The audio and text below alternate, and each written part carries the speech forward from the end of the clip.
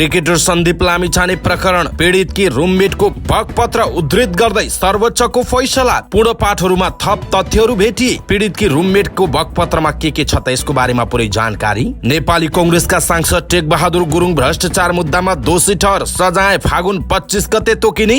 Online ठगी गिरोहको जालमा नेपाली महिला पार्सल फुत्काउन लाखौं फसेपछि खुल्यो होस। अब इन्टरनेट र मोबाइलमा समस्या आए क्षतिपूर्ति पाइने विनियमावली कस्तो बन्यो त यसको बारेमा पुरै जानकारी। भिआइपी भ्रमण र उपचारमा राज्य कोषको करोडौं खर्च। साउनदेखि कसले कति खर्च गरे त यसको बारेमा पुरै जानकारी। गठबन्धनमा पावर शेयरिङको कुरा। प्रचण्डपछि माधव नेपाललाई प्रधानमन्त्री बन्न संविधानले दिन्छ कि दिँदैन, संविधानविदहरू के भन्छन् त यसको बारेमा पुरै जानकारी आजको समाचारमा हेर्नुहोस्। सरकार जनताको अवस्था बदल्न दृढ संकल्पित रहेको प्रधानमन्त्री पुष्पकमल दाहाल प्रचण्डको भनाई। आगामी आर्थिक वर्षको बजेटमा खेलकुद क्षेत्रको बजेट बढाउने प्रधानमन्त्री प्रचण्डको आश्वासन। मन्त्री परिषदको विस्तार फागुनको 25 गते राष्ट्रपतिको निर्वाचनपछि हुने। सरकारकी प्रवक्ता। एमालेका मन्त्रीहरूले राजीनामा दिएपछि एमाले नेताहरूले सम्हालेको मन्त्रालय पनि प्रधानमन्त्री पुष्पकमल दाहाल प्रचण्डको जिम्मेवारीमा। राष्ट्रपति निर्वाचनको आचार संहिता फागुनको 17 गतेदेखि सुरु हुने। मापदण्डका आधारमा मन्त्री पठाउन कांग्रेस सभापति शेरबहादुर देउबा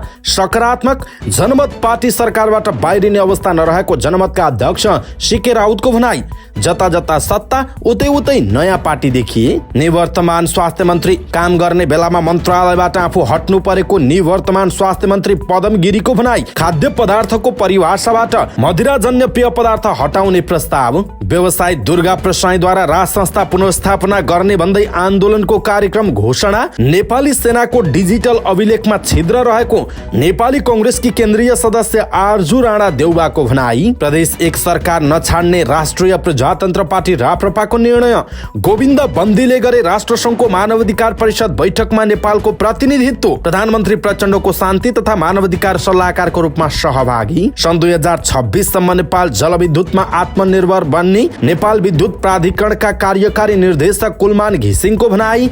8 वर्षपछि मेरीबासेमा फर्किए माग्ने बुढा। वैशाखदेखि फिल्म निर्माण तथा निर्देशन गर्दै कलाकार प्रकाश सपुत। कलाकार बीएस राणाकी पत्नी र छोरीको उद्धार। स्नेही काखले आश्रय दिने। तनहुँका मदन घिमिरेको शव मर्स्याङ्दी नदीमा भेटियो। कोरियन एयरलाइन्सले हवाई भाडामा गरेको मोनोपोली नियन्त्रण गर्न सरकारको हस्तक्षेप आवश्यक रहेको भनाई। भाइरल हुने भन्दा देशभक्ति चलचित्रमा अभिनय गर्न पललाई राजेश पायल राईको सुझाव। शेयर बजारमा सामान्य गिरावट। कारोबार रकम 1 अर्ब 38 करोड पुग्यो। अमेरिकामा असिना पानी सहितको आँधीले जनजीवन प्रभावित। एलन मस्क फेरि विश्वको 1 नम्बर धनी भएको ब्लुमबर्गको दावी। प्रधानमन्त्री कप त्रिदेशीय फुटबल प्रतियोगिता चैतको 7 गतेदेखि 16 गतेसम्म हुने। र समाचार पार्टी हेल्थ टिप्स अन्तर्गत आज हामी महिनावारीको दुखाइबाट छुटकारा पाउने 9 उपायको विषयमा जानकारी दिनेछौँ। हामीलाई अन्तिमसम्म हेर्नुहोला।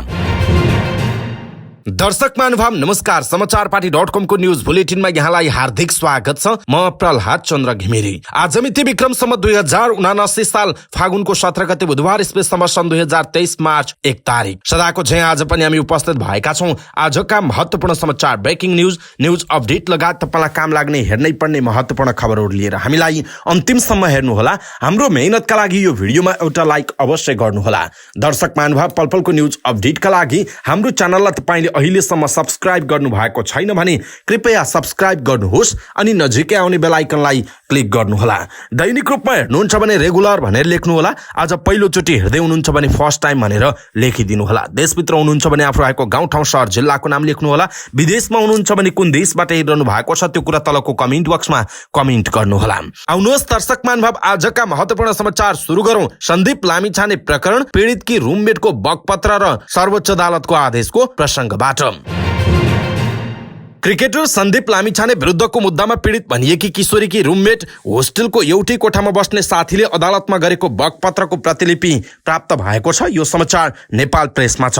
सोही बकपत्रका केही अंशलाई सर्वोच्चले फैसलामा आफूले उद्धृत गरेको थियो भने यसको पूर्ण पाठमा थप केही तथ्यहरू पनि भेटिएका छन्। विषयको संवेदनशीलताका कारणले बकपत्र जस्ताको तस्तै प्रकाशित गर्न र प्रसारण गर्न सकिँदैन। समाचारको विश्वसनीयताका लागि सानो कटिङ नेपाल प्रेसले राखे राखेको छ र महत्त्वपूर्ण अंश समाचारमा समेट्ने प्रयास गरेको छ।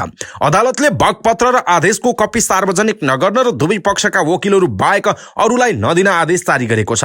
पीडित भनिएकी जारीकर्तासँग पुरानो बानेश्वरको एउटा होस्टेलको एउटै कोठामा बस्दै आएकी अपेक्षा शर्मा नाम परिवर्तनले यो बगपत्र गरेकी हुन्। वीरेन्द्रनगर घर भएकी अपेक्षाले आफ्नो उमेर 20 वर्ष भएको बताएकी छिन् भने पीडितले आफूलाई दिदी भनेर सम्बोधन गर्ने गरेको उल्लेख गरेकी छिन्। 2079 साल वैशाख महिनादेखि पीडितसँग आफ्नो चिन्जान रहेको उनको भनाइ छ। अपेक्षाका अनुसार उनीहरू बस्ने होस्टेलको गेटको चाबी लिभिङ रुम बाहिर भएको ड्रयरमा राखिएको हुन्छ र जसलाई बिहान छिटो निस्किनुपर्छ उसैले गेट खोल्छ। राति 8 बजे गेट बन्द हुन्छ, तर कोही बाहिर भएको खण्डमा होस्टेलमा भएको आफ्नो साथीलाई फोन गरेर ढोका जति बेला पनि खुलाउन सकिन्छ। होस्टेलमा भएका कसैको फोन नउठे पनि गेटबाट अलि ठूलो स्वरले बोलाएपछि जसले पनि ढोका खोलिदिन्छ उनले भनेकी छिन्। अपेक्षाका अनुसार घटना भएको भनिएको दिन पीडितले आफू आउन ढिला हुने बताएकी थिइन्। उनले सन्दीप लामिछानेसँग भेट्न जान लागेको पनि जानकारी दिएकी थिइन्। खुट्टामा के लगाउने भन्ने कुरा हुँदा उसले मेरो हाइट सानो छ, उसको अगाडि सानी देखिन्छु, त्यसैले आफ्नै हिल लगाएर जान्छु भनेर उसले उसैको आफ्नै हिल लगाएकी हुन् अपेक्षाले भनेकी छिन्। पीडितले फोनमा आफूलाई लिन ग्लोबल कलेज अगाडि आउन भन्दै बेलुका करिब 7 बजेतिर निस्किएको उनको भनाइ छ।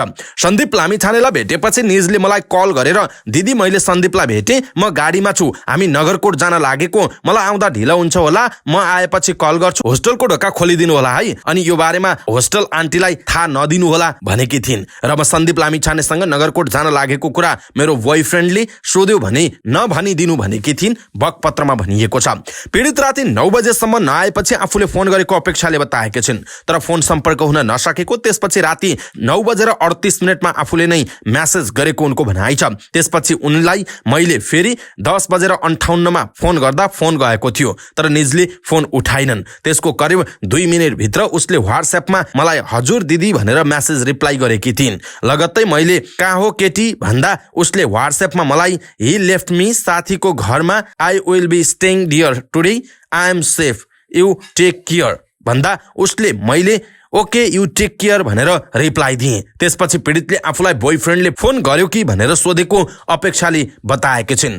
निज पीडितको बोयफ्रेन्डले मलाई सोधेको थियो, तर निज पीडितले मलाई सन्दीप लामिछानेसँग घुम्न जाने कुरा बोयफ्रेन्डलाई नभन्नु भनेको हुँदा मैले सो कुरा निजको बोयफ्रेन्डलाई भनिन बगपत्रमा अपेक्षाले भनेकी छिन्। त्यसको भोलिपल्ट भदौ 6 गते बेलुका करिब 5 बजे आफू अफिसबाट फर्किएपछि पीडितसँग कोठामै भेट भएको उनले बताएकी छिन्। उक्त दिन पीडित एकदमै खुसी देखिन्थिन्। निज खुसी हुँदै म र हामीसँगै बस्ने अर्को रुममेटलाई समेत मैले सन्दीप लामिछानेलाई भेटेँ, हामी हिजो नगरकोट गयौँ, मेरो लाइफको सबैभन्दा खुसीको पल नै हिजो थियो भनेकी थिइन्। सो कुराकानी भएको भोलिपल्टदेखि नै निज पीडितले सन्दीपको नामको जर्सी लगाएर ल्यापटपमा खुसी भएर हुटिङ गर्दै क्रिकेट हेरेर बस्ने गर्थिन् बगपत्रमा भनिएको छ। सोबाट हामीसँगै रुममा बस्ने अन्य साथीहरूलाई समेत डिस्टर्ब भएका कारणले निजलाई हल्ला नगर, इयरफोन लगाएर क्रिकेट हेर भनेर भनेको हुँदा त्यसपछि निजले हाम्रो कोठा बाहिर लिभिङ रुमको सोफामा बसेर क्रिकेट लगातार हेर्ने गर्थिन्। त्यो बीचमा निजको बोयफ्रेन्डसँग पनि निजको भेट हुने गर्थ्यो। 20 गते बेलुकाको खाना खाएर बाहिर हलको सोफामा बसेकी पीडितले कोठाभित्र रहेकी मलाई टेक्स्ट गर्दै भनिन्, दिदी हाम्रो योभन्दा अगाडिको व्हाट्सएपको टेक्स्ट के छ, मलाई फरवार्ड गरेर पठाउनु न फास्ट, मेरोमा केही रहेनछ, उनले लेखेकी थिइन्। मेरोमा केही रहेनछ। त्यसपछि मैले म्यासेज किन चाहियो फेरि, छैन मेरोमा त भन्दा उसले रिप्लाईमा लौ F ... यु डिलिटेड, ठिक छ भन्दा मैले भनेर रिप्लाई गरेँ, तर मैले त्योभन्दा पहिलाको म्यासेजहरू डिलिट गरेकी थिइनँ, अहिलेसम्म पनि सुरक्षित नै छ, उनले बगपत्रमा भनेकी छिन्। त्यसको भोलिपल्ट पीडितले दिदी मलाई तपाईँको ब्याग दिनुहोस् न भनेर मागिन्। त्यसबेला निजको हातमा निजको नागरिकता र अन्य कागजातहरू समेत थियो, त्यही राख्न मागेको हुँदा मैले हुन्छ भने। त्यसपछि ब्यागभित्र सामानहरू राखेर म नजिकै आएर बसेर दिदी मेरो लफडा चलिरहेछ, त्यही कारणले म यताउता गर्न परिरहेको हो, त्यही भएर कलेज पनि छुटिरहेछ भनेर मलाई भनिन्। यतिकैमा उसको मोबाइलमा कसैको फोन आयो। सोही फोनमा कुरा गर्दै गर्दा निज आफैले यो मुद्दा हालेपछि यतिकै नि 10-15 लाख पैसा आइहाल्छ अनि मलाई ढुक्क हुन्छ भनेर भनिरहेकी थिइन्। सो फोन गर्ने व्यक्ति को थियो मलाई थाहा छैन। त्यतिकैमा मैले निजसँग कुरा गर्न खोजेकी थिएँ, तर निज हतारमा झोला बोकेर फोनमा कुरा गर्दै निस्किन्। अपेक्षाले सुरुदेखि अन्त्यसम्म सबै तथ्य थाहा पाएको र पीडितको चालचलन र बानी बेहोरा अस्वाभाविक रहेको भन्दै उनीमाथि बलात्कार भएको विश्वास नरहेको बताएकी छिन्। सन्दीप लामिछाने प्रकरणमा पीडितकी रुममेट भनेको सँगै एउटै कोठामा बस्ने साथीले गरेको बकपत्र हो र उनले आफ्नो बोयफ्रेन्डको विषयमा सन्दीपसँग गएको कुराकानी, त्योभन्दा अगाडिको म्यासेज मागेको लगायतका सबै कुराहरू बताएकी छिन्। र सन्दीप लामिछानेलाई अदालतले विदेश जान क्रिकेट खेल्नका लागि जुन अनुमति पनि दिएको छ र उनको रुममेट अर्थात् सँगै बस्ने साथीको यो बकपत्र अदालतमा उनले बयान दिएको विषयले पनि धेरै कुरा थाहा हुन्छ। यसप्रति तपाईको धारणा के छ? कृपया आफ्नो धारणा तलको कमेन्ट बक्समा कमेन्ट गर्नुहोला। यो समाचार हामीले नेपाल प्रेसबाट यहाँहरूमाझ प्रसारण गर्यौं। नेपाली कांग्रेसका सांसद तथा पूर्व मन्त्री टेकबहादुर गुरुङ भ्रष्टाचारको मुद्दामा दोषी ठहर भएका छन्। भेकुटी मण्डप स्थित फन पार्कको जग्गा लिज प्रकरणमा भ्रष्टाचार गरेको भन्दै अख्तियार दुरुपयोग अनुसन्धान आयोगले गुरुङ विरुद्ध 2075 साल माघ 12 गते मुद्दा दायर गरेको थियो। तत्कालीन महिला बालबालिका तथा समाज कल्याण मन्त्री गुरुङ सहित 14 जना विरुद्ध मुद्दा दायर भएकोमा विशेष अदालतले मंगलबार 9 जनालाई दोषी ठहर गरेको छ। गुरुङलाई मतियारका रूपमा दोषी ठहर गरे पनि सजाय निर्धारणका लागि फागुन 25 गते पेशी तोकिएको विशेष अदालतका प्रवक्ता दिपेन्द्रनाथ योगीले जानकारी दिनुभयो। मुद्दा विचाराधीन रहेकै बेला उहाँ गत निर्वाचनमा मनाङबाट निर्वाचित हुनु भएको थियो। उहाँ अहिले निलम्बित अवस्थामा रहेको जनाइएको छ। राधिका शर्मा नाम परिवर्तन। सामाजिक सञ्जाल फेसबुकमा फ्राङ्क विलियम्स नाम गरेका व्यक्तिसँग साथी भएपछि मक्ख थिइन्। आफूलाई बेलायती नागरिक बताउने विलियम्सको गफमा राधिका भुल्न कति पनि समय लागेन। फ्राङ्कले धेरै मेहनत गरिरहनु परेन। फेसबुक र म्यासेन्जरमा जोडिएपछि उनीहरू बीच व्हाट्सएपमा पनि कुराकानी भइरहेको थियो। केही महिना अघि आफूलाई भारतीय भन्सार कार्यालयको कर्मचारी बताउने व्यक्तिले व्हाट्सएप नम्बरबाट राधिकालाई सम्पर्क गरे। राधिकाको नाममा विभिन्न मोबाइल र सामान आएको र त्यसका लागि भन्सार कर तिर्नुपर्ने भनिएको थियो। राधिकाले थाहा पाइन् उनलाई त्यो सामान पठाउने फ्राङ्क थिए। राधिकाले मक्ख पर्दै भन्सार कर तिर्न आवश्यक 57,500 रुपियाँ उनलाई भनिए बमोजिम सम्झना राईको नाममा एनसीसी बैंकको खातामा जम्मा गरिदिन्। तर आफूलाई भारतीय भन्सारको कर्मचारी बताउने ती व्यक्तिले राधिकालाई पुनः सम्पर्क गरे र भने तपाईलाई पठाइएको पार्सलमा पैसा रहेछ, पेनाल्टी चार्ज 98,500 भारतीय रुपियाँ लाग्छ। राधिकाले केही नसोची रकम जम्मा गर्न दिएको दीपिका थापाको नाममा रहेको साइन रेसुङ्गा विकास बैंकको खातामा उनले नेपाली रुपियाँ 1,58,000 रुपियाँ जम्मा गरिदिन्। राधिकालाई भोलिपल्टै पार्सल आइपुग्छ भनिएको थियो। तर 4-5 दिनसम्म पनि पार्सल नपाएपछि उनलाई अर्को फोन आयो। भनियो तपाईले पाउने पार्सलमा पाउन्ड ठूलो मात्रामा छ। डेलिभरी एजेन्टले रिस्क लिन चाहेन, 5 लाख भारु चाहियो। उनले फ्राङ्कसँग यसबारे बुझिन्। फ्राङ्कले केही समस्या नमानी पैसा पठाऊ, पाउन्ड धेरै छ भनेपछि राधिकाले भनिए अनुसार एभरेस्ट बैंकमा विजय श्रेष्ठको नाममा रहेको खातामा उक्त रकम जम्मा गरिन्। तर विजयको खातामा जम्मा भएको रकम प्राप्त गर्न केही समय लाग्ने भएकाले 4-5 दिनपछि मात्र पार्सल प्राप्त हुने उनलाई भनियो। तर त्यति बेलासम्म पनि उनले सामान पाइनन्। तर राधिकालाई 1-2 दिनमै घरमै सामान डेलिभरी हुन्छ भनेर झुलाइयो। राधिकालाई अर्को फोन आयो। पार्सलमा ठूलो मात्रामा पाउन्ड भएकाले इन्टरनेसनल मनिटरी फन्ड र ट्याक्स सर्टिफिकेट मागेको छ, तपाईसँग छ? राधिकाले छैन भनिन्। त्यसपछि चिन्ता लिनु पर्दैन, नेपाली 15 लाख रुपैयाँ भयो भने काम हुन्छ भनेपछि राधिका अझ हात्तिन्। फ्राङ्कसँग उनको फेरि सम्पर्क भयो। फ्राङ्कले त्यत्रो पैसा पठाइसकेको छौ, अब नपठाए त त्यो डुब्छ भनेपछि राधिकाले पैसा खोज्न थालिन्। ऋण गरेर उनले आफूलाई दिएको मनिका तामाङको एनआइसी एसिया बैंकको खातामा 10 लाख नेपाली रुपैयाँ जम्मा गरिदिन्। तर थप 5 लाख अपुग भएको भन्दै उनको सामान रोकिएको उनलाई पटक पटक फोन गरेर भनियो। त्यति बेलासम्म राधिकासँग पैसा माग्ने सबै विकल्प बन्द भइसकेको थियो। उनीसँग 5 लाख रुपैयाँ जुटाउने आँट आएन। बरु उताबाट फोन आयो, तपाईको सामान अर्को डिपार्टमेन्टमा पुगिसक्यो, अब हामीले गर्न सक्ने केही छैन।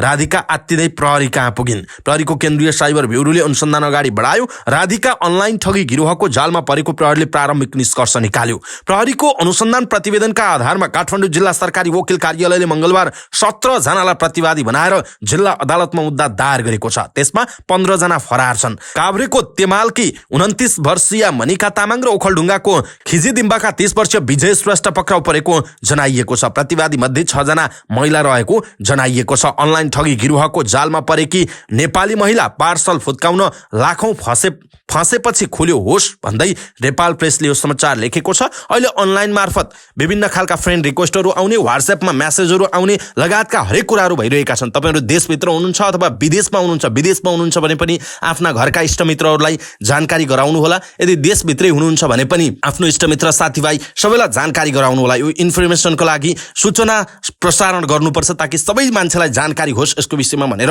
यो नेपाल प्रेसमा भएको समाचार हामीले यहाँहरुमाझ प्रस्तुत गर्यौं। दर्शक महानुभाव, यसप्रति तपाईको धारणा के छ? आफ्नो धारणा तलको कमेन्ट बक्समा कमेन्ट गर्नुहोला।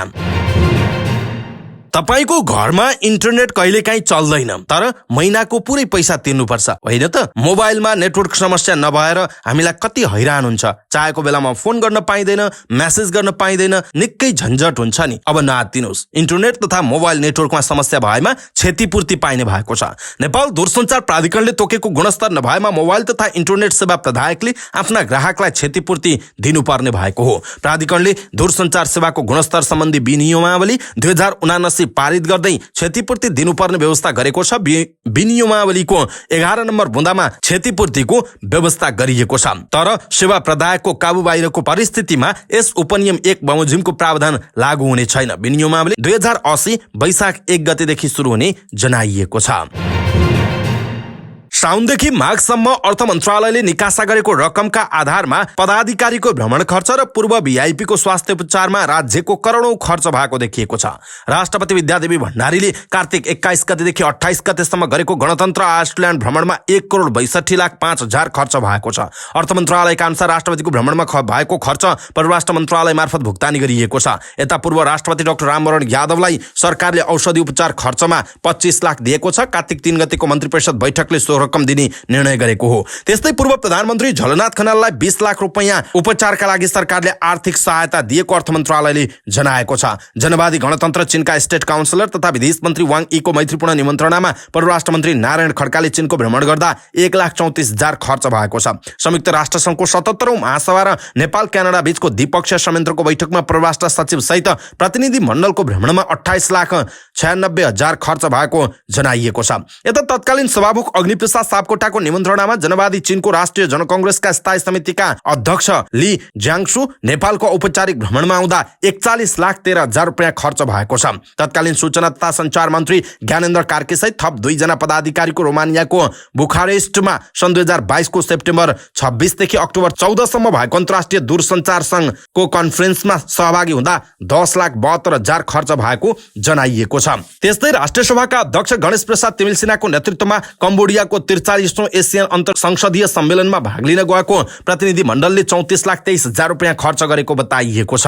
भारतको नयाँ दिल्लीमा आयोजना भएको third ministerial conference on counter terrorism no money for terror कार्यक्रममा सहभागी हुन प्रधानमन्त्री तथा मन्त्री परिषद कार्यालयका सचिव धनराज घिवालले 1,26,000 रुपैयाँ खर्च गरेको जनाइएको छ। भिआइपी भ्रमण र उपचारमा राज्य कोषबाट बारम्बार करोडौंको खर्चहरू हुँदै आइरहेको छ, तर जनताहरू उपचार नपाएर अहिले पनि मर्नुपर्ने बाध्यता भइरहेको छ। जनतालाई सेवा सुविधा भइरहेको छैन। दर्शक महानुभाव, यसप्रति तपाईको धारणा के छ? आफ्नो धारणा तलको कमेन्ट बक्समा कमेन्ट गर्नुहोला। 8 दलीय गठबन्धनमा पावर शेयरिङका आधारमा माओवादी केन्द्रका अध्यक्ष पुष्पकमल दाहाल प्रचण्डपछि एकीकृत समाजवादीका अध्यक्ष माधव नेपालले सरकारको नेतृत्व गर्ने भद्र सहमति बनेको छ। चुनाव अघिको गठबन्धन भ्युतिएपछि माओवादी कांग्रेस र नेकपा एसले आलोपालो सरकारको नेतृत्व गर्ने सहमति गरेका हुन्। अहिले सरकारको नेतृत्वमा प्रचण्ड हुनुहुन्छ। कांग्रेसले राष्ट्रपति पाएपछि आलोपालोको आधारमा प्रचण्डपछि माधव नेपालले 1 वर्ष सरकारको नेतृत्व गर्नुहुनेछ, तर कांग्रेस प्रवक्ता प्रकाश शर्मा गठबन्धनमा पावर शेयरिङका विषयमा कुनै सम्झौता नभएको दावी गर्नुहुन्छ। कांग्रेसले अहिले राष्ट्रपतिको निर्वाचनमा केन्द्रित भएकाले 8 दलको सहमति अनुसार अगाडि बढ्ने उहाँको भनाइरहेको छ। प्रचण्डपछि माधव नेपाल हुँदै अन्तिम कार्यकालमा देउबा प्रधानमन्त्री बन्ने सहमति भएको चर्चा छ नि भन्ने प्रश्नमा अहिलेसम्म त्यस्तो कुनै सहमति भएको छैन। आवश्यक भए अब विस्तारै छलफल होला। अहिलेसम्म पावर शेयरिङको विषयमा कुनै सम्झौता भएको छैन उहाँको भनाइरहेको छ। प्रवक्ता महतले कुनै सहमति नभएको दावी गरे पनि नेकपा एसका अध्यक्ष माधव नेपालले सम्झौताको संकेत गर्नुभएको छ। उहाँले भन्नुभएको छ, हाम्रो पार्टीको अस्तित्व र हैसियत छ भन्ने कुरालाई कुनै व्यक्तित्व र भूमिका छ भन्ने कुरालाई यदि कसैले सम्झना गरेको छ र सम्मान गर्न खोज्छ भने त्यसलाई हामीले राम्रै ठान्नुपर्छ उहाँको भनाइ छ।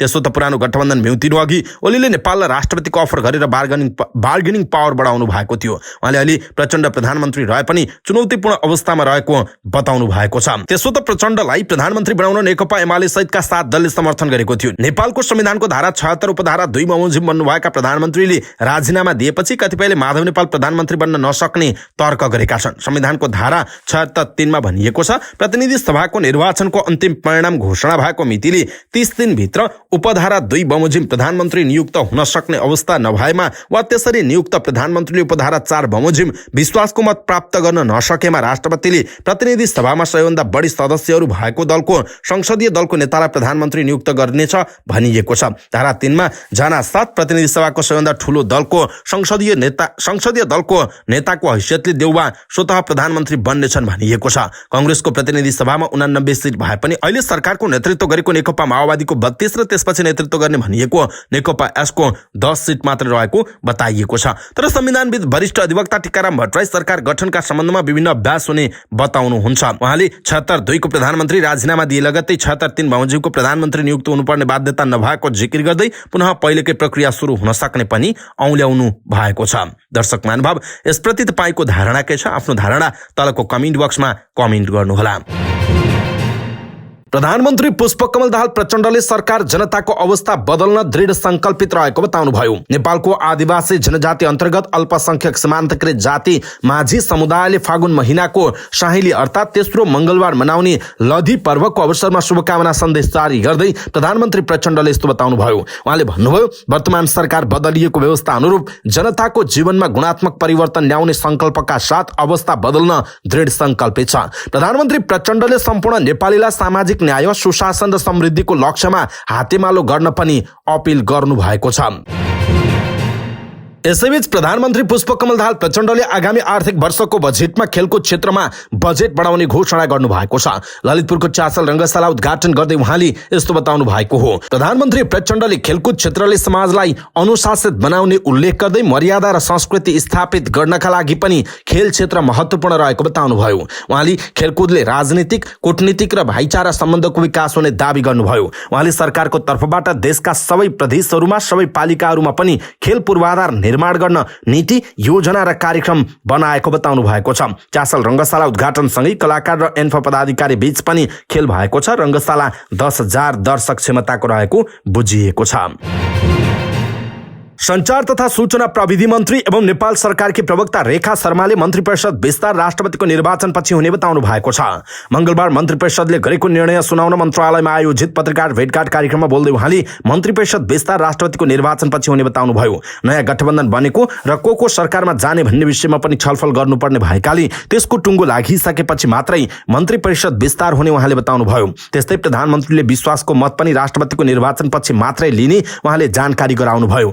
राष्ट्रपतिको निर्वाचनका लागि ध्यान केन्द्रित गर्नु परेकाले त्यसअघि विश्वासको मत लिने कार्यक्रम नरहेको पनि उहाँले स्पष्ट पार्नु भएको छ। उहाँले देशमा फेरिएको राजनीतिक परिस्थितिका कारण संयुक्त राष्ट्रसङ्घको मानवाधिकार परिषदको 52औं सभामा भाग लिन तत्कालीन परराष्ट्र मन्त्री डाक्टर विमला राई पौडेल जान नसक्नु भएको बताउनुभयो। सो कार्यक्रमको प्रयोजनका लागि मात्रै प्रधानमन्त्रीको सल्लाहकारको रूपमा नेपालको प्रतिनिधित्व गर्दै पूर्व कानून मन्त्री गोविन्द प्रसाद शर्मा कोइरालालाई पठाइएको उहाँले बताउनु भएको छ। सोमबार बसेको मन्त्री परिषद बैठकले एसियाली विकास बैंकको आयोजनामा फिलिपिन्समा फागुन 25 देखि 26 सम्म आयोजना हुने मध्यकालीन समीक्षा कार्यक्रममा अर्थ मन्त्रालयका सचिव तोयम रायालाई सहभागी हुन स्वीकृति दिएको छ। त्यस्तै नेपाल गुणस्तरीय स्वास्थ्य सेवा प्रणाली कार्यक्रमका लागि विश्व बैंकबाट प्राप्त हुने 100 मिलियन अमेरिकी डलर बराबरको सहुलियतपूर्ण ऋण सहायता तथा 3.84 मिलियन अमेरिकी डलर बराबरको अनुदान सहायता सम्बन्धी सम्झौतालाई अन्तिम रूप दिन वार्ता टोली गठन गर्ने निर्णय भएको मन्त्री शर्माले जानकारी दिनुभएको छ। यसैबीच प्रधानमन्त्री पुष्पकमल दाहाल प्रचण्डले एमाले नेताहरूले सरकार छाडेपछि उनीहरूले सम्हालेको मन्त्रालय पनि आफै मातहत राख्नु भएको छ। एमाले नेताहरू विष्णु पौडेल, ज्वालाकुमारी शाह, विमला राई पौड्याल, दामोदर भण्डारी, भगवती चौधरी, पदम गिरी, राजेन्द्र कुमार राई, हरि उप्रेतीले सोमबार प्रधानमन्त्रीलाई राजीनामा दिनुभएको थियो। यसअघि राप्रपा नेताहरूले सरकार छाडेपछि उनीहरूले सम्हालेको मन्त्रालय पनि प्रधानमन्त्री आफैले राख्नु भएको छ। पौडेलले अर्थ, शाहले कृषि, पौड्यालले परराष्ट्र, भण्डारीले उद्योग वाणिज्य तथा चौधरीले महिला, बालबालिका तथा समाज कल्याण, गिरीले स्वास्थ्य तथा जनसङ्ख्या, राईले भूमि सुधार र उप्रेतीले रक्षा मन्त्रालयको जिम्मेवारी सम्हाल्नु भएको थियो। हाल मन्त्री परिषदमा नेकपा माओवादी केन्द्र र जनमत पार्टीका नेता अब्दुल खान मात्र रहनु भएको छ।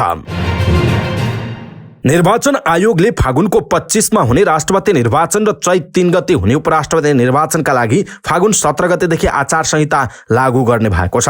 संघीय संसदका 332 र प्रदेश सभाका 550 जना गरी 882 जना मतदाता रहने निर्वाचनका लागि फागुन 17 गतेदेखि 5 चैतसम्म आचार संहिता लागू हुने आयोगले मंगलबार एक सूचना प्रकाशित गरी जानकारी दिएको छ।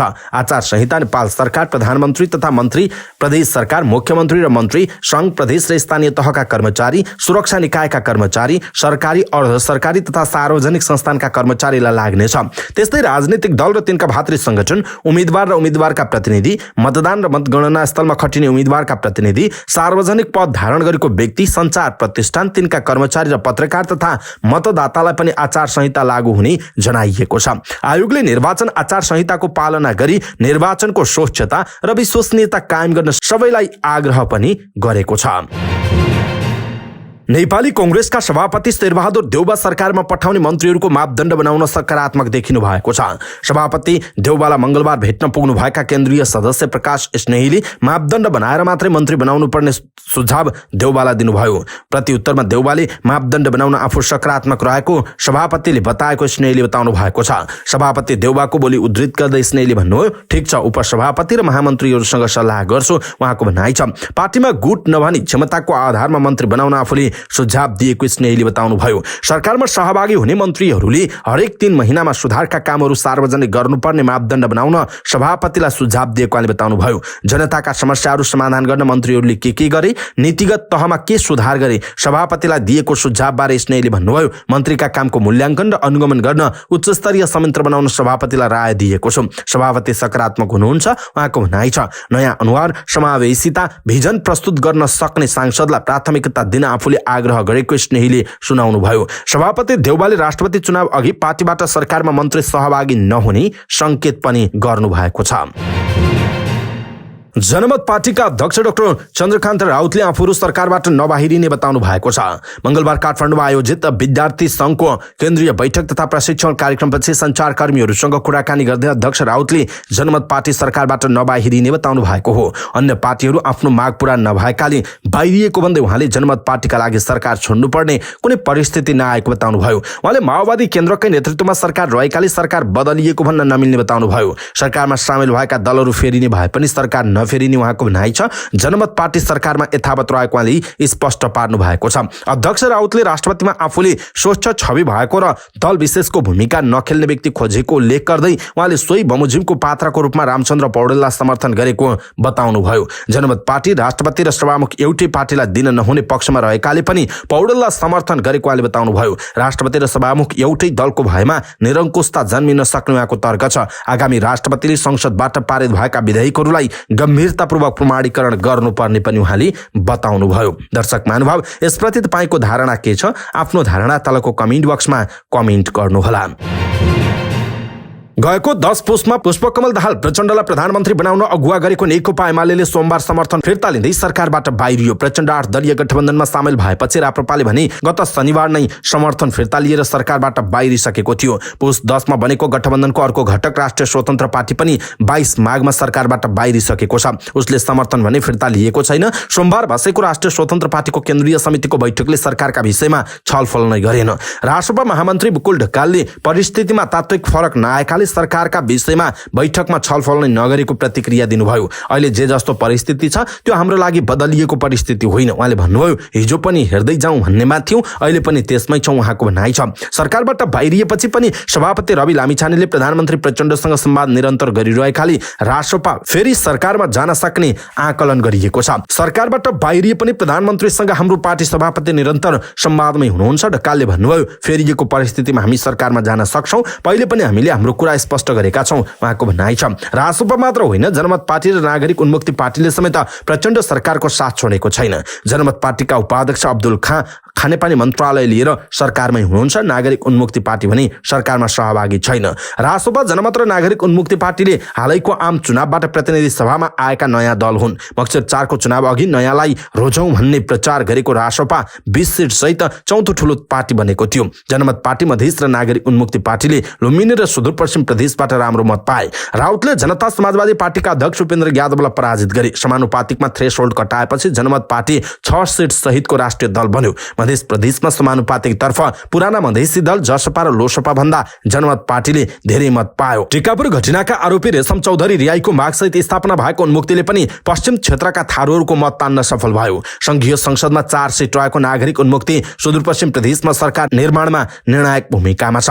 लेखक भास्कर गौतम यसले चुनावबाट उदाएका नयाँ दल पनि सत्ता मोह पुराना दलभन्दा कम नभएको देखिएको बताउनुहुन्छ। उनीहरूमा सत्ता मोह नै देखियो, उनीहरू पुराना पार्टीभन्दा फरक पनि रहेनन् उहाँले भन्नुभएको छ। र कतिपय अवस्थामा झन् पुराना भन्दा खत्तम नै हुने हुन् कि भन्ने अवस्था पनि रह्यो उहाँको भनाइ छ।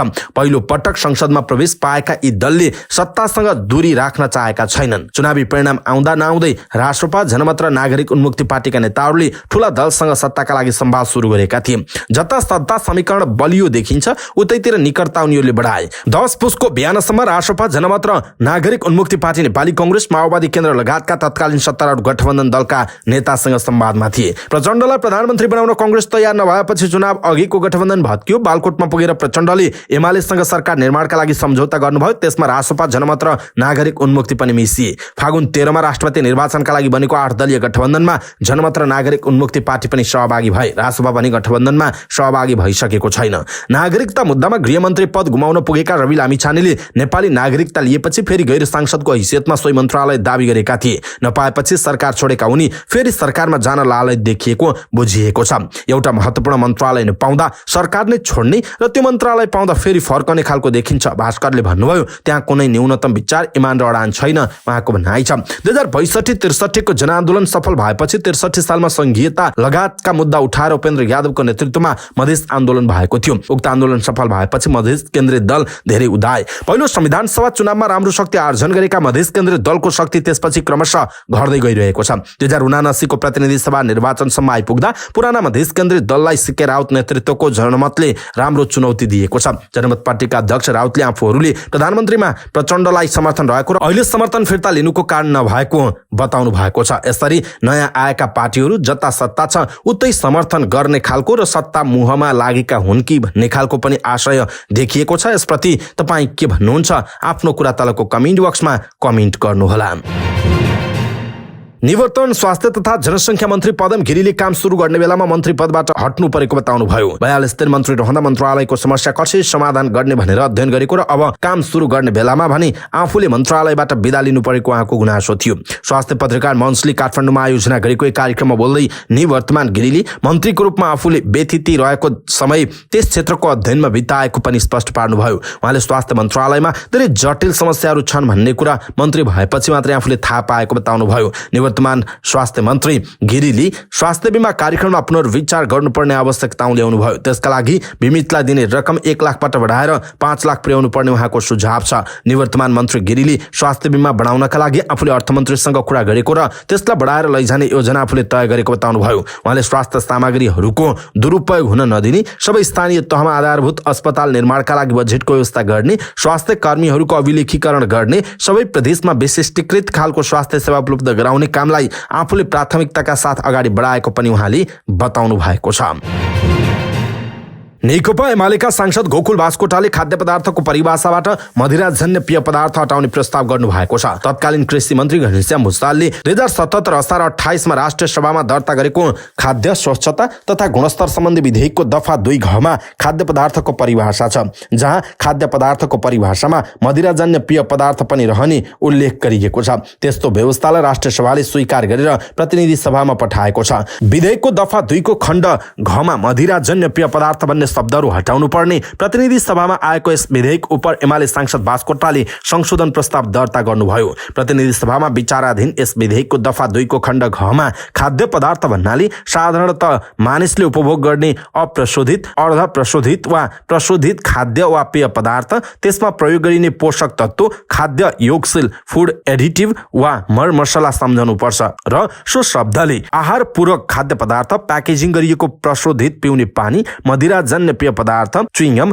र बबलगमलाई समेत जनाउँछ भन्ने उल्लेख छ। यो परिभाषाबाट मदिराजन्य पेय पदार्थ हटाउनु पर्ने सांसद बास्कोटाले प्रस्ताव गर्नुभएको हो। दर्शक महानुभाव, गोकुल बास्कोटाको यो प्रस्ताव तपाईलाई कस्तो लाग्यो? आफ्नो धारणा तलको कमेन्ट बक्समा कमेन्ट गर्नुहोला।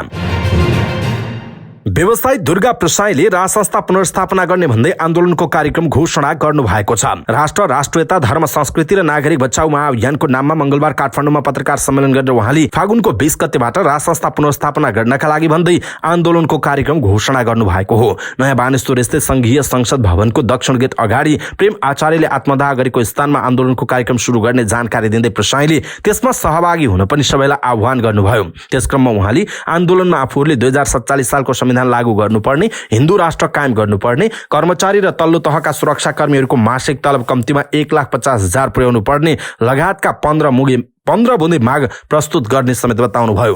कैदी बन्दीहरूलाई जेलमुक्त गराई जेलहरूलाई श्रम शिविरमा रूपान्तरण गर्नुपर्ने, उच्च शिक्षा हासिल गर्न विदेश जानेहरूलाई यहाँ पढ्ने वातावरण बनाउनु पर्ने, बेरोजगार युवाहरूलाई बिना धितो ऋण उपलब्ध गराई रोजगारी सृजना गर्नुपर्ने लगायतका माग पनि सरकार समक्ष गरिने प्रसाईले बताउनुभयो। व्यवसायी प्रसाईले आफूहरूको सो माग सम्बोधन नभएसम्म आन्दोलन जारी राख्ने बताउनुभयो। उहाँले बैंक तथा वित्तीय संस्थाहरूको मारमा परेकाहरूलाई आफूहरूको आन्दोलनमा सहभागी हुने दाबी समेत गर्नु भएको छ।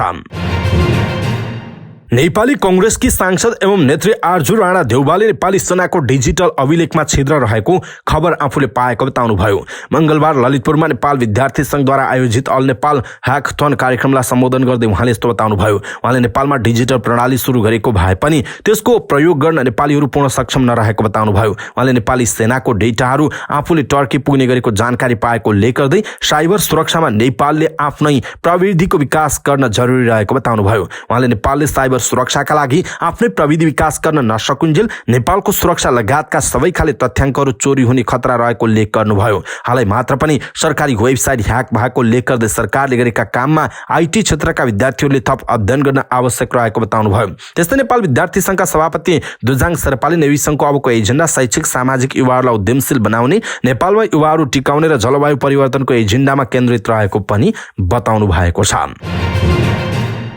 राष्ट्रिय प्रजातन्त्र पार्टीले प्रदेश एक सरकार नछाड्ने निर्णय गरेको छ। राष्ट्रपति निर्वाचनका लागि नयाँ राजनीतिक समीकरण बनेपछि राप्रपा केन्द्रीय समितिले संघ र प्रदेश सरकारबाट बाहिरिने निर्णय गरेको थियो। तर प्रदेश समितिले तत्काल प्रदेश एक सरकार नछाड्ने निर्णय गरेको हो। प्रदेश एकमा विशिष्ट परिस्थिति भएका कारण तत्काल सरकार नछाड्ने निर्णय भएको राप्रपा प्रदेश एकका अध्यक्ष राम थापाले बताउनुभयो। प्रदेश एकको परिस्थिति विशिष्ट किसिमको छ, अर्को निर्णय नभएसम्म सरकार छाड्दैनौँ उहाँले भन्नुभयो। अर्को परिस्थिति बन्यो भने निर्णय हुन्छ। वर्तमान अवस्थामा सरकारमा सहभागी आफ्ना पार्टीका मन्त्रीले राजीनामा नदिने पनि उहाँले बताउनुभयो। स्विजरल्यान्डको जेनेभामा आयोजित संयुक्त राष्ट्र संघको मानवाधिकार परिषदको 52औं बैठकमा नेपाली प्रतिनिधि मण्डलको नेतृत्व गर्दै पूर्व कानून मन्त्री गोविन्द प्रसाद कोइराला गोविन्द बन्दी सहभागी हुनुभयो। उहाँ प्रधानमन्त्री पुष्पकमल दाहाल प्रचण्डको शान्ति तथा मानवाधिकार सल्लाहकारको रूपमा परिषद बैठकमा सहभागी भएको जेनेभा स्थित संयुक्त राष्ट्र संघका लागि नेपालको स्थायी नियोगले जनाएको छ। यही कार्यक्रममा परराष्ट्र मन्त्री विमला राई पौड्याल सहभागी हुन जाने तयारीमा रहेका बेला प्रधानमन्त्री प्रचण्डले अन्तिम समयमा उहाँको भ्रमण रोक्नु भएको थियो। प्रधानमन्त्रीले मन्त्रीहरूलाई गर्ने व्यवहार ठिक नभएको भन्दै नेकपा एमाले सरकारबाट बाहिरिँदै समर्थन समेत फिर्ता लियो। पूर्व कानून मन्त्री समेत रहनुभएका कोइराला सोमबार बिहान जेनेभा पुग्नु भएको थियो। उहाँलाई जेनेभा स्थित अन्तर्राष्ट्रिय विमानस्थलमा राजदूत मणिप्रसाद भट्टराई, संयुक्त राष्ट्र संघको कार्यालय र अन्तर्राष्ट्रिय संस्थाका लागि नेपालका स्थायी प्रतिनिधि तथा नियोगका अधिकारीहरूले स्वागत गरेका थिए। नेपाल विद्युत प्राधिकरणका कार्यकारी निर्देशक कुलमान घिसिङले जलविद्युतमा नेपाल सन् 2026 सम्ममा आत्मनिर्भर बन्ने बताउनुभयो। मंगलबार काठमाडौँमा भएको नेपालमा जलविद्युत क्षेत्रमा वित्तीय लगानी विषय कार्यक्रममा बोल्दै निर्देशक घिसिङले यस्तो बताउनु भएको हो। उहाँले पछिल्लो समय जलविद्युत उत्पादन क्षमता बढ्दै गएकाले सन् 2026 सम्म सुक्खा याममा समेत आत्मनिर्भर बन्ने अवस्था आउने बताउनु भएको छ। उहाँले जलविद्युतमा आत्मनिर्भर भएर पनि त्यो समयमा 2500 मेगावाट विद्युत बढी हुने उल्लेख उल्लेख गर्नुभयो। उहाँले सन् 2035 सम्ममा नेपालमा 8000 मेगावाट विद्युत उत्पादन क्षमता पुग्ने अनुमान प्राधिकरणको रहेको बताउनुभयो। उहाँले नेपालको जलविद्युत उत्पादन क्षमता 2544 मेगावाट रहेको भन्दै पछिल्लो समय प्रत्येक वर्ष 800 मेगावाट विद्युत उत्पादन बढ्दै गएको बताउनुभयो। निर्देशक घिसिङले सन् 2042-43 सम्ममा 20,000 मेगावाट विद्युत उत्पादन क्षमता पुग्ने अनुमान रहेको पनि बताउनुभयो। उहाँले पछिल्लो समय उद्योगहरूमा जलविद्युतको माग राम्रो रहेको बताउनुभयो। उहाँले 11,000 मेगावाट जलविद्युत उत्पादनका लागि पीपीए का लागि पाइपलाइनमा रहेको भन्दै करिब 7,000 मेगावाटको पीपीए भइसकेको पनि बताउनु भएको छ। गत महिना मात्र लामो समय प्रसारणको रेकर्ड राखेको टेलिभिजन सिरिज मेरी वासेमा माग्ने बुढा पात्रको पुनरागमन भएको छ। मंगलबार रातिको नेपाल टेलिभिजनको उक्त सिरिजमा केदार प्रसाद घिमिरे माग्ने बुढाकै रोलमा देखिए। 8 वर्षपछि अभिनेता घिमिरे मेरी वासेमा देखिएको जनाइएको छ। दर्शकले एक एपिसोडमा भए पनि माग्ने बुढाको चर्चित पात्रलाई हेर्न पाए। यो श्रृङ्खलामा अभिनेत्री बेनिस्ता मालसँगै देखिने जनाइएको छ। शुक्रबार हलमा प्रदर्शन हुने तयारीमा रहेको छक्का पञ्जा 4 को प्रवर्धनका लागि माग्ने बुढाले मेरी वासेमा अभिनय गरेको बुझिएको छ। पहिलो फिल्म परदेशी 2 रिलिज नहुँदै गायक तथा अभिनेता प्रकाश सपुत एक फिल्म निर्माणको गृह कार्यमा जुटेको बुझिएको छ। वैशाखमा उनले फिल्म घोषणा गर्ने तयारी गरेका छन्। यस्तै साता धादिङमा सम्पन्न राष्ट्रिय लोक तथा दोहोरी गीत प्रतिष्ठानको 8औं महाधिवेशनको क्रममा उनले यसबारे सञ्चारकर्मीलाई जानकारी गराएका हुन्। प्रतिष्ठानको केन्द्रीय सचिवमा निर्वाचित सपुतले निर्माण तथा निर्देशन पनि आफै गर्ने तयारी गरेको बताएका छन्। आफ्ना गीत मार्फत चर्चित उनले म्युजिक भिडियोलाई पनि कथानक शैलीमा बनाउँदै आएका छन्। उक्त अवसरमा सपुतले भनेका छन्, आगामी वैशाखमा टाइटल घोषणा गर्ने तयारी हो। फिल्म निर्माणबारे उनले विस्तृत खुलाएका छैनन्। उनले यसै साता फेसबुकमा एक स्ट्याटस पोस्ट गरेका थिए जसले उनको फिल्म निर्माणको योजनातर्फ संकेत गर्छ। उनले फेसबुकमा लेखेका छन्, बीचमा अलिकति अल्मलिए, अब चाहिँ नयाँ पागलपन सुरु भएको छ। पागलपन भित्र पाक्दैछ नयाँ परिकार, प्रतीक्षा गर्नुहोला। सपुतले आफ्ना अघिल्ला अन्तर्वार्तामा समेत फिल्म निर्माणको योजनाको संकेत गरेका थिए। अभिनेता सबिन श्रेष्ठ सहित केही फिल्मकर्मीको पहलमा स्वर्गीय अभिनेता बीएस राणाकी पत्नी र छोरीलाई गोलढुङ्गाबाट उद्धार गरेर उपचारका लागि अस्पताल भर्ना गरिएको छ। नेपाल स्नेही काख नामक संस्थाले उद्धार गरेर सोमबार बेलुका साधुबाटो स्थित एक मानसिक अस्पतालमा उनीहरूलाई राखेको छ। उनीहरूलाई सोही संस्थाले आश्रय दिने समेत बताइएको छ। वसन्ती, बलिदान जस्ता चर्चित फिल्मका अभिनेता राणाको निधनपछि उनकी हनी राणा र कान्छी छोरी आरतीमा मानसिक समस्या देखिएको थियो। श्रीमती डिप्रेसनबाट पीडित थिइन् भने छोरी सानैदेखि सुस्त मनस्थितिबाट ग्रस्त थिइन्। हातमुख जोड्न नै मुस्किल भएको उक्त परिवारको दयनीय अवस्थाबारे टिकटकबाट भिडियो सार्वजनिक भएपछि यसतर्फ फिल्मकर्मीले चासो दिए। राणाकी जेठी छोरी नन्दनीलाई पनि उपचार र व्यवस्थापनको जरुरी रहेको अभिनेता श्रेष्ठले बताएका छन्। अभिनेता श्रेष्ठले पछिल्लो समय सामाजिक कार्यमा पनि सक्रियता दर्शाउँदै आएका छन्। तनहुँको आँबुखैरेनी गाउँपालिका 4 स्थित मर्साङ्गी नदीबाट सशस्त्र प्रहरीको गोताखोरले एकजनाको शव निकालेको छ। फागुन 12 गतेदेखि बेपत्ता भएका आँबुखैरेनी गाउँपालिका 3 बस्ने 36 वर्षीय मदन घिमिरेको शव फेला परेको सशस्त्र प्रहरीका डीएसपी एवं प्रवक्ता शैलेन्द्र थापाले जानकारी दिनुभयो। उनले प्रयोग गरेको स्कुटर तनहुँ जिल्लाको आँबुखैरेनी गाउँपालिका डम्पिङ स्थित नदीको किनारमा रोकिराखेको अवस्थामा फेला परेपछि उनी नदीमा हराएको आशंका गरिएको थियो। त्यसबारेमा जानकारी प्राप्त भए पश्चात सशस्त्र प्रहरी बल नेपाल विपद व्यवस्थापन तालिम शिक्षालय कोरिन्टार बाट गोताखोर सहितको टोलीले खोजी गर्दा उनको शव झोलुङ्गे पुल मुनि पानीभित्र फेला पारी बाहिर निकालेको थापाले बताउनु भएको छ। कोरियन एयरलाइन्सले हवाई भाडामा गरेको मोनोपोली नियन्त्रणका लागि सरकारले हस्तक्षेप गर्न सरोकारवालाहरूले माग गरेका छन्। सोमबार पर्यटन मन्त्रालयमा भएको पत्रकार संघको छलफल कार्यक्रममा बोल्दै नेपाल पर्यटन बोर्डका प्रमुख कार्यकारी अधिकृत धनञ्जय रेग्मी, नागरिक उड्डयन प्राधिकरणका महानिर्देशक प्रदीप अधिकारी र नेपाल वायु सेवा निगमका अध्यक्ष युवराज अधिकारीले यस्तो माग गर्नुभयो। उहाँहरूले नेपालबाट दक्षिण कोरिया जानका लागि अन्य एयरलाइन्सले भन्दा 36% हवाई भाडा महँगो लिएको भन्दै सरकारले हस्तक्षेप गर्न आवश्यक रहेको बताउनुभयो। उहाँहरूले कोरियन एयरलाइन्सले मोनोपोली रूपमा लिने गरेको हवाई भाडा घटाउन सरकारले हस्तक्षेप बिना सम्भव नभएको उल्लेख गर्नुभयो। कार्यक्रममा बोल्दै पर्यटन बोर्डका प्रमुख कार्यकारी अधिकृत धनञ्जय रेग्मीले दक्षिण कोरिया जाने कामदार वा भिजिट भिजामा जाने सबैलाई न्यायोचित भाडा दर हुनुपर्ने पनि बताउनु भएको छ। दर्शक महानुभाव, यसप्रति तपाईँको धारणा के छ? आफ्नो धारणा तलको कमेन्ट बक्समा कमेन्ट गर्नुहोला। राजेश पायल राईले अभिनेता पल शाहले नेपाली माटोको कथा बोकेको चलचित्रमा काम गर्नुपर्ने बताउनुभयो। मंगलबार काठमाडौँ आउनुभएका अभिनेता शाहलाई त्रिभुवन अन्तर्राष्ट्रिय विमानस्थलमा स्वागत गर्न पुग्नु भएका उहाँले यस्तो बताउनुभयो। गायक राईले अभिनेता शाहले आगामी दिनमा नेपाली माटो परिवेशका चलचित्र कथाहरूमा अभिनय गरेर अगाडि बढ्न सुझाव दिनुभयो। उहाँले अभिनेता शाहले चलचित्र र गीत संगीतमा भाइरल हुने भन्दा पनि चलचित्र र गीत संगीत उद्योगलाई टेवा पुग्ने अभिनय गर्न सुझाव दिनुभयो। सोमबार तनहुँको कारागारबाट छुटेपछि पोखरा पुग्नु भएका अभिनेता शाह मंगलबार काठमाडौँ आउनु भएको हो। काठमाडौँ आउने क्रममा फ्यान र सिने पत्रकारले घेर्दा विमानस्थलको आन्तरिक टर्मिनल भवन बाहिर केही बेर अस्तव्यस्त समेत भएको थियो। मंगलबार शेयर बजारमा सामान्य गिरावट आएको छ। यस दिन 3.81 अंकले घटेको बजार 2019.73 बिन्दुमा आएर रोकिएको हो। बजार दिनभर जसो नै उतार चढाव पूर्ण भने रह्यो। मंगलबार 262 धितोपत्रको 28,684 वटा कारोबारबाट 39,46,024 तक शेयर किनबेच भएको छ। मंगलबार 1,38,78,00,000 रुपैयाँको कारोबार भएको छ। मंगलबार जलविद्युत इन्भेस्टमेन्ट म्युचुअल फन्ड र ट्रेडिङ बाहेक सबै उपसूचकमा गिरावट आयो। सबैभन्दा धेरै लघुवित्त उपसूचकमा 0.80% को गिरावट आएको छ। यसका बावजुद मंगलबार सबैभन्दा धेरै बढ्नेमा लघुवित्त कम्पनी नै छन्। यस दिन आँधीखोला लघुवित्त, आदर्श लघुवित्त र खप्तर लघुवित्त वित्तीय संस्थाको सकारात्मक सर्किट लेभलमा कारोबार भएको छ। सिद्धार्थ इन्स्योरेन्स र सपोर्ट माइक्रो फाइनान्सको समेत मूल्य बढेको छ। मंगलबार सबैभन्दा धेरै गुमाउने कम्पनीमा प्रिमियर इन्स्योरेन्स रहेको छ। यसको मूल्य 3.85% घट्यो। Universal Power Company, Shivam Cement, Sanima माइक हाइड्रो पावर लगायतको सबैभन्दा धेरै कारोबार भएको जनाइएको छ। असिना पानी सहितको आँधीले अमेरिकाको क्यालिफोर्निया लगायत राज्यको जनजीवन प्रभावित भएको छ। खराब मौसमका कारण क्यालिफोर्निया, ओक्लाहोमा, टेक्सास, मिसौरी लगायत राज्यको जनजीवन प्रभावित भएको बताइएको छ। बीबीसीका अनुसार यी राज्यका धेरै घरहरू भत्किएका छन्। बिजुलीका खम्बा ढलेकोले विद्युत आपूर्ति समेत बन्द भएको छ। हालसम्म कम्तीमा 12 जना घाइते भएको बताइएको छ। सबभन्दा धेरै क्यालिफोर्निया राज्य प्रभावित भएको छ। ठाउँ ठाउँमा बाढी र डुबानको अवस्था छ। सम्भावित क्षतिलाई रोक्न स्थानीय सरकारले समुद्री किनार बन्द गराएका छन्। क्यालिफोर्निया, टेक्सास र ओक्लाहोमामा करिब 1 लाख जना बिजुलीविहीन अवस्थामा रहेको बीबीसीले उल्लेख गरेको छ। प्रभावित क्षेत्रका भिडियो फुटेजहरूमा 4 पाङ्ग्रे सवारी साधन लडाएको र घरका छाना उडाएको देखिएको छ। मौसमविदहरूले अमेरिकाको मध्यपश्चिम क्षेत्रको मौसम 1 हप्तासम्म खराब हुने पूर्वानुमान गरेका छन्। एलन मस्क पुनः विश्वको सबैभन्दा धनी व्यक्तिको सूचीमा परेका छन्।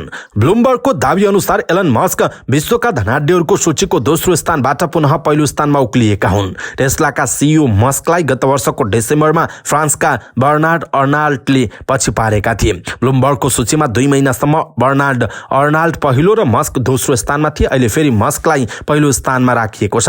ब्लुमबर्गको दावी अनुसार सोमबारसम्म मस्कको कुल सम्पत्ति $187.1 बिलियन र अर्नाल्टको सम्पत्ति $185.3 बिलियन छ। गत वर्ष मस्कको स्वामित्वमा रहेको टेस्ला कम्पनीको शेयर बजारमा गिरावट आएको थियो। साथै ट्विटरमा पनि समस्या आएको थियो। गत वर्षको अन्त्यमा उनले $200 मिलियन को सम्पत्ति गुमाएका थिए। नोभेम्बर 2021 मा उनी करिब $340 बिलियन सम्पत्तिका मालिक थिए। तर डिसेम्बर 2022 मा उनको सम्पत्ति $137 बिलियन मा झरेको जनाइएको छ।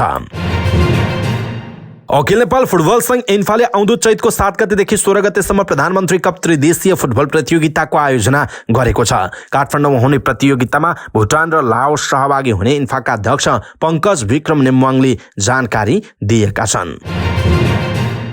आईसीसी अन्डर-19 विश्वकप एसिया क्षेत्र छनौटको चौथो खेलमा नेपालले मलेसियामाथि 10 विकेटको शानदार जित दर्ता गरेको छ। मलेसियाले दिएको 73 रनको झिनो लक्ष्य नेपालले बिना क्षति पावर प्ले पनि नसकिँदै पूरा गरेको हो। 9 ओभरमा 73 रनको लक्ष्य पूरा गर्ने क्रममा नेपालका लागि ओपनर ब्याटर दीपक बोहराले 29 बलमा 8 चौका प्रहार गर्दै 38 रन बनाए। त्यस्तै अर्का ओपनर अर्जुन कुमारले 25 बलमा 3 चौका सहित 21 रन बनाए। मलेसियाका तर्फबाट 14 रन एक्स्ट्रा उपहार भयो। यसअघि मले क्रिकेट मैदान अजमानमा टस जितेर ब्याटिङ गरेको मलेसिया 35.3 ओभरमा 72 रन बनाउँदै अल आउट भएको थियो। मलेसियाका लागि मोहम्मद अक्रम मलिकले सर्वाधिक 26 रन जोडेका थिए।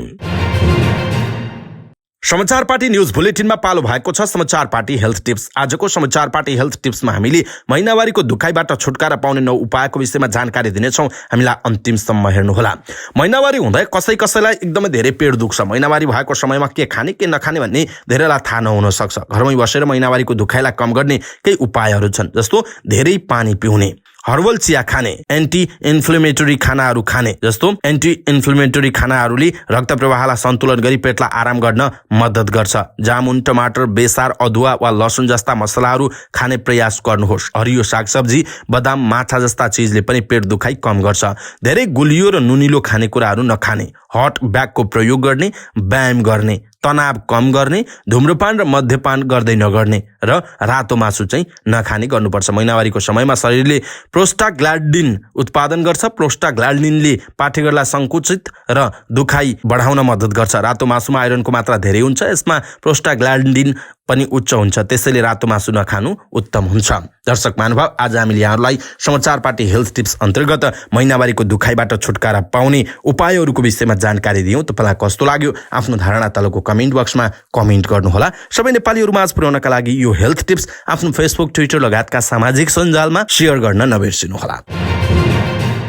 हवस् त दर्शक महानुभाव, आजका महत्त्वपूर्ण समाचार, ब्रेकिङ न्युज अपडेट लगायत तपाईँलाई काम लाग्ने हेर्नै पर्ने महत्त्वपूर्ण खबरहरू यति नै हामीले प्रस्तुत गरेका यी समाचारहरूप्रति तपाईँको धारणा के छ? आफ्नो धारणा तलको कमेन्ट बक्समा कमेन्ट गर्नुहोला। हाम्रो मेहनतका लागि यो भिडियोमा एउटा सानो लाइक अवश्य गर्नुहोला। दर्शक महानुभाव, पलपलको न्युज अपडेटका लागि हाम्रो च्यानललाई तपाईँले अहिलेसम्म सब्स्क्राइब गर्नुभएको छैन भने कृपया सब्स्क्राइब गर्नुहोस् अनि नजिकै आउने बेल आइकनलाई क्लिक गर्नुहोला। पलपलको न्युज अपडेटका साथ फेरि हाम्रो भेट हुनेछ। तपाईँ समाचार पार्टी हेर्दै गर्नुहोस्। नमस्कार।